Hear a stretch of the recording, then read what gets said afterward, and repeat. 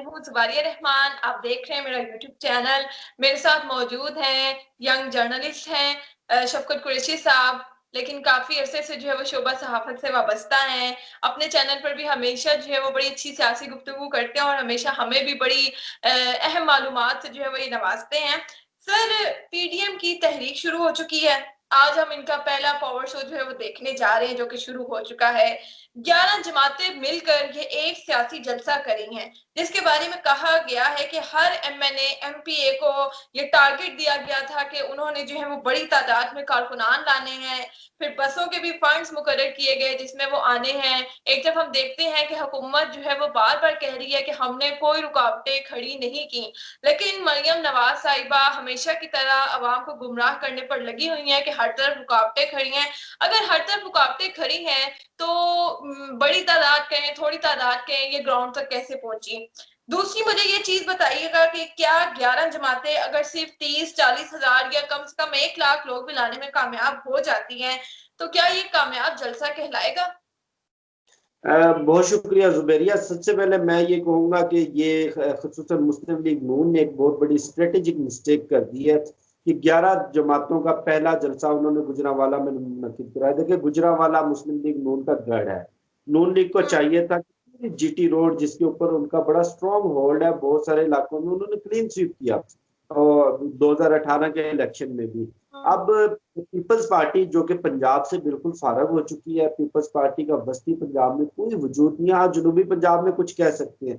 इस जलसे से हुकूमत को कुछ नहीं होना। सबसे बड़ा एडवांटेज जो इस जलसे से लेगी वो पाकिस्तान पीपल्स पार्टी लेगी, जिसको यहाँ पर प्रेजेंस का मौका मिलेगा, यहाँ के लोगों के साथ इंटरेक्शन करने का मौका मिलेगा और पंजाब के अंदर पीपल्स पार्टी की स्ट्रेंथ शो होगी। पूरे पाकिस्तान से, खुसूसन पूरे पंजाब से जो पीपल्स पार्टी बंदों को इकट्ठा करके लाई, वो उस क्राउड के अंदर नुमाया होंगे, जिससे वहां के लोग, जो लोकल लोग हैं, बासर लोग हैं, वो अट्रैक्ट होंगे। दूसरा, जलसों से पाकिस्तान में कब किसी हुकूमत को खतरा होगा? कौन सी हुकूमत जलसे जुलूसों धरनों से?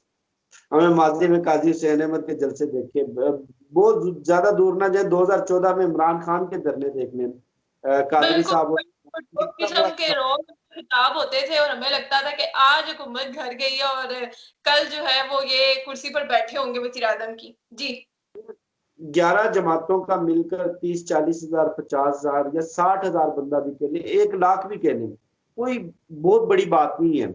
वहां पर पसंदी का मुजाहरा करना चाहिए ना। वहां में मुस्लिम लीग नून की अक्सरियत है, मौलाना का अच्छा होल्ड है, दीगर जमातों का भी थोड़ा सा वोट बैंक मौजूद है। फिर पूरे पंजाब से कारकुनों को मोबिलाइज करवाया गया। मैं ये देखता हूँ कि इस जलसे का जो बज़ाहिर मकसद है वो अपनी पावर एक्सरसाइज करना है, अपने कारकुनों को चार्ज करना है, जिसमें अपोजिशन अब तक कामयाब नजर आई है। उन्होंने अपने पूरे पाकिस्तान में कारकुनों को चार्ज भी कर दिया, मीडिया पर भी छाई हुई है, हर जानिब अपोजिशन डिस्कस हो रही है। लेकिन पाकिस्तान तहरीक इंसाफ भी पीछे नहीं रहेगी। वजीर आजम इमरान खान ने खुद मैदान में उतरने का फैसला कर लिया है, सियासी मैदान में जवाब देने का। वो खुद जाती तौर पर इनको जवाब देंगे, काउंटर नैरेटिव देंगे। तो आइंदा आने वाले दिनों में देखते हैं कि अपोजिशन की ये तहरीक किस जानिब जाती है। सर, आज हमने देखा कि अभी तो जलसा शुरू भी नहीं हुआ था, लेकिन ये जो 11 जमातों के कारकुनान हैं, इनमें से 1-2 जमातों के कारकुन जो है वो आपस में लड़ पड़े और सिर्फ सीटों पे लड़े।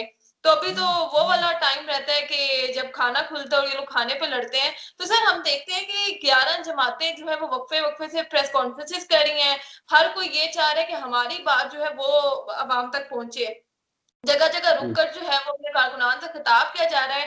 आपको क्या लगता है कि 11 जमातें जब एक जलसे में इकट्ठी होंगी, 2-2 ढाई-ढाई घंटे तो एक जमात बोल लेती थी, तो इन सबको बोलने का अगर मौका ना मिला तो आपस में फूट तो नहीं पड़ जाएगी?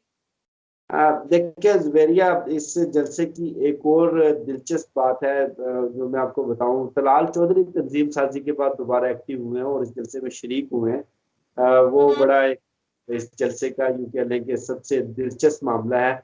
और दूसरा, पहले बिरयानी पे इनको लड़ते देखा था, बिरयानी की बोटियों पर लड़ते देखा था, कीमे वाले नान पर लड़ते देखा था। लेकिन पहली मर्तबा हुआ है कि 11 जमातें कुर्सियों पर लड़ी हैं कि अगली नशिस्तों पर हमने बैठना है। आगे आगे देखिए होता है क्या। आप, ये 11 जमातें नहीं, 11 वजीर आजम है। ये 11 वजीर आजमों की तरफ भी लड़ेगी, माइक पर भी लड़ेंगे। ये लोग जिस तरह पीडीएम का जो पहला इजलास हुआ था जिसमें मियां साहब ने बाहर से खिताब किया था, उसमें याद होगा कि मौलाना को टाइम ना मिला और मौलाना ने जनाब ऑन एयर कह दिया कि आपने मेरे साथ धोखा किया है और मुझे वक्त नहीं दिया, मुझे मौका नहीं दिया बोलने का। आगे आगे देखिए ये बड़ी लड़ाइयाँ होंगी, इनकी काबीना के अरकान में भी लड़ाइयाँ होंगी, 11 वजीर आजमों की, इनके कारकुनों में भी लड़ाइयाँ होंगी। सर एक अहम सवाल जो है वो ये है कि हमने हमेशा जर्नलिज्म में पढ़ा है कि एक जर्नलिस्ट को जो है वो बायस नहीं होना चाहिए, उसको न्यूट्रल रहना चाहिए, चाहे उसकी मर्जी के मुताबिक बात की जा रही है या मनफी बात की जा रही है, जो भी है उसको दोनों तरफ की राय सुननी चाहिए और अपनी राय को अपने तक रखना चाहिए। लेकिन हम देखते हैं कि मौलाना फजलुर रहमान का इस्लामाबाद में आने तक से लेकर अब तक का ये जो जलसा है, पूरे मीडिया में वैसे तो कई सहाफी हैं जो कि उनका साथ दे रहे हैं, लेकिन एक सहाफी जिनका मैं यहाँ नाम लेना चाहूंगी, हामिद मीर साहब, वो ऐसे उनके साथ जुड़े हुए हैं कि जैसे कोई स्पेशल फंडिंग की जा रही है। आज भी हम देखते हैं कि जलसा गांव में वो मौजूद थे, उन्होंने जो है वो इस तरह की बातें की कि हुकूमत जो है वो रुकावटें डाल रही है और अवाम को रोक नहीं सकेंगे। उन्होंने ऐसी बातें की जो कि कभी मरियम नवाज करती हैं, कभी मौलाना साहब करते हैं। तो क्या एक सहाफी को जिसको अवाम के सामने सच रखना चाहिए, इस तरह की बातें जेब देती हैं और हर बार इनका मनफी रोल क्यों सामने आता है? देखिए जुबेरिया, एक चीज तो मैं आपसे थोड़ा सा ये इख्तिलाफ करूंगा कि सहाफी कभी भी न्यूट्रल नहीं होता। देखिए हम्म, हमारी सोसाइटी इतनी पोलराइजेशन हो चुकी है, जब एक चीज एब्सोल्युटली आपको नजर आ रही हो कि जनाब अपोजिशन किस बुनियाद पे, किस नैरेटिव पर ये धरना लेकर आ रही है, किस नैरेटिव पे हुकूमत को खत्म करना चाहती है, कि जी इलेक्शन में धांधली हुई, इलेक्शन में धांधली हुई तो जनाबे वाला 2.5 साल कहाँ रहे। खैर ये एक हम्म, अलग। हामिद मीर साहब जो कि झूठ बोलने में, झूठे बयानात देने में, गुमराह करने में एक अपनी शोहरत आप रखते हैं। माजी में भी जब मौलाना इस्लामाबाद धरना लेकर आए तो उन्होंने मौलाना के कारकुनों वाली यूनिफॉर्म पहन के स्टेज से खिताब भी किया। और उसके बाद जब सहाफियों ने उनसे सवाल किया तो उन्होंने कहा देखें, दसियों लाख लोगों का मजमा है, ये इंसानों का समंदर है, ये इमरान खान को बहा कर ले जाएगा।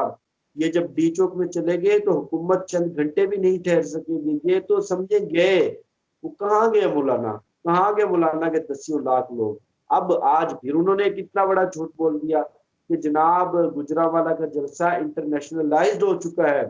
और हम्म, नेशनल मीडिया के लोग मुझसे पूछ रहे हैं कि जनाब हमने कवरेज के लिए आना है, हम स्टे कहाँ करें। ये कितना हम्म, बड़ा झूठ है। इस्लामाबाद में रहती है, मैं भी इस्लामाबाद में रहता हूँ, हमारा भी इंटरनेशनल जर्नलिस्ट के साथ इंटरेक्शन होता है। कभी सुना है कि वो किसी से फोन करके पूछे कि स्टे कहाँ करने हैं। फिर देखे कौन सा ऐसा वो आलम इस्लाम के मसाइल हल करने के लिए जलसा किया जा रहा है, कौन सा ऐसा मसला कश्मीर हल करने के लिए जलसा किया जा रहा है कि जो इंटरनेशनलाइज हो गया। क्या इससे हम्म, मशरक़ सियासत को कोई खतरा है? क्या इस जलसे से क्या इसराइल के क्याम को कोई खतरा है? ये हम्म। सरासर झूठ मुनाफिकत है। ये वक्तन फोक्तन इस तरह के झूठे बयान देते रहते हैं, कौम को गुमराह करते रहते हैं, और इंशाल्लाह इसी तरह हम इनको एक्सपोज भी करते रहेंगे। सर यही दुआ है कि हामिद मीर जैसे जो सहाफी हैं अवाम के सामने जो झूठ बोलते हैं, अवाम को खुद भी समझ आ जाए कि कौन आपको सच दिखा रहा है, कौन किसका साथ दे रहा है, कौन किसका हामी है। अब देखते हैं कि आज की इनकी ये तहरीक किस हद तक कामयाब होती है, किस हद तक नाकाम होती है, और किसको माइक मिलता है, किसको गुफ्तगू करने का मौका मिलता है, ये सब अभी देखना बाकी है। बहुत शुक्रिया, आपने अपना हमें कीमती वक्त दिया। इंशाल्लाह आपसे दोबारा रब्ता करेंगे। अल्लाह हाफिज। अल्लाह हाफिज।